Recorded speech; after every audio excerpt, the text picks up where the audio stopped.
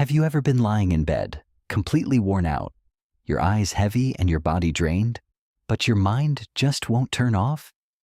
You're not broken, you're not weak, and you're definitely not the only one going through this. A lot of people treat it like something's wrong, like it needs fixing with medication or a stricter routine. But the reality is that people who struggle with sleep are often the ones whose minds are too active, too aware, and too deeply tuned in to just shut down on command. That's not a disorder, that's depth. Today, we're breaking down the real psychology behind why some people want to sleep so badly, but just can't.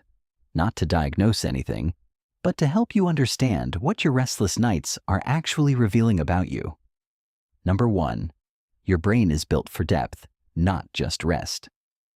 Psychology shows that people who have trouble falling asleep often have a highly active default mode network, the part of the brain responsible for reflection, imagination, and making sense of your experiences. Your brain doesn't just want to shut off, it wants to process. It wants to connect everything before letting go. When you lie down, do you find yourself replaying conversations, planning the next day, or going back to something that happened years ago? That's not a glitch. That's a thoughtful mind doing exactly what it's designed to do. Most people fall asleep because their thinking stays on the surface. Your mind goes deeper. It keeps exploring, and yeah, that can make sleep harder, but it also means you experience life on a level that a lot of people never reach. Number 2, you might be dealing with cognitive hyperarousal. Research shows that people who struggle with sleep often have nervous systems that stay on high alert longer than usual. You feel more, you notice more, and it simply takes your system more time to calm down. Picture 2 people finishing the exact same stressful day at work.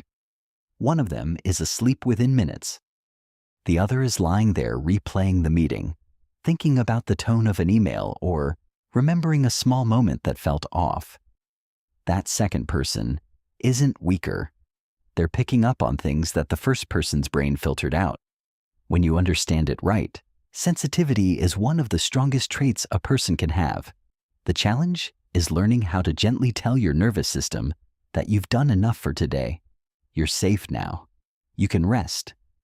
Number 3, nighttime becomes the first quiet moment you've had all day. Psychology shows that for a lot of people, night is the first real pause after hours of constant movement. And in that silence, everything you didn't have time to feel finally shows up. The worries, the emotions you pushed aside, the small things that hit you but never got processed. You're not lying there anxious for no reason. Your mind has been holding on to things all day, and now it finally has space to let them surface. It carries it all for you until things get quiet enough for you to actually notice. The goal isn't to shut those thoughts down. It's to give them space earlier in the day so they don't have to wait until the middle of the night to be heard. Number 4, you might just be wired to think at night, and science backs that up. Research in chronobiology shows that people fall into different chronotypes. Some are naturally built to feel alert in the morning. Others are just as naturally wired to come alive later in the evening. This isn't something you chose. It's built into your biology and your internal clock. Studies show that people who are more active at night often score higher in creativity, abstract thinking, and problem solving. A lot of history's most well-known creators and innovators did their best work late at night, not because they were rebelling, but because that's when their minds worked best. So if your thoughts get sharper right when you're supposed to wind down, maybe you're not fighting sleep at all. Maybe you've been trying to force yourself into a schedule that was never made for someone like you.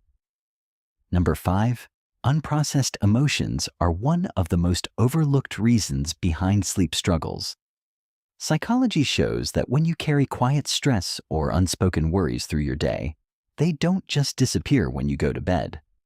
Research shows that pushing emotions aside during the day actually leads to more overthinking at night. What you set aside in the afternoon comes back stronger when everything goes quiet.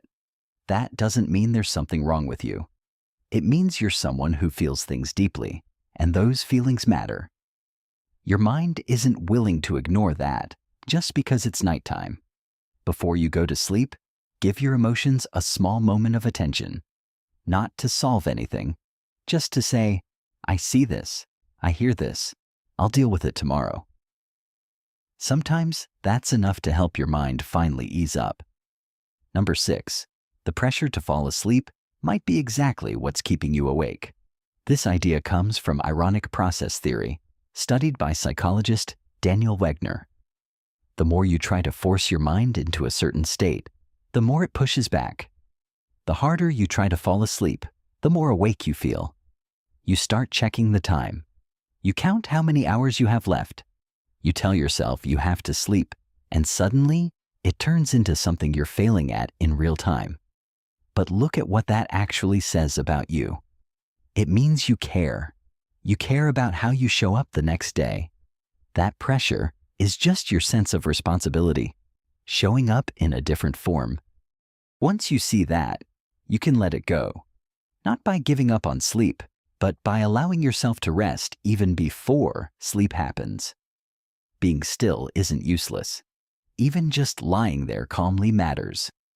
Here's what I want you to remember. If falling asleep is hard for you, it doesn't mean you're broken.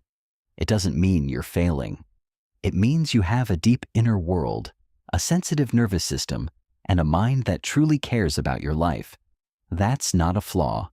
That's something valuable. It just needs understanding and a bit more patience from you. The next time you're lying in the dark with your thoughts racing, don't fight it. Pay attention to where your mind is going. Notice what didn't get space during your day. And gently tell yourself, I'm not broken. I'm someone whose mind is active, and I'm learning, step by step, how to give it the calm it needs. You're doing better than you realize. If this felt personal, like it was meant for you, that's because it was.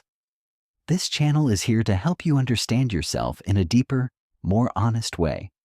Subscribe so you don't miss what's next, and send this to someone who needs to hear it tonight. There was never anything wrong with you. You were just waiting for someone to finally understand you.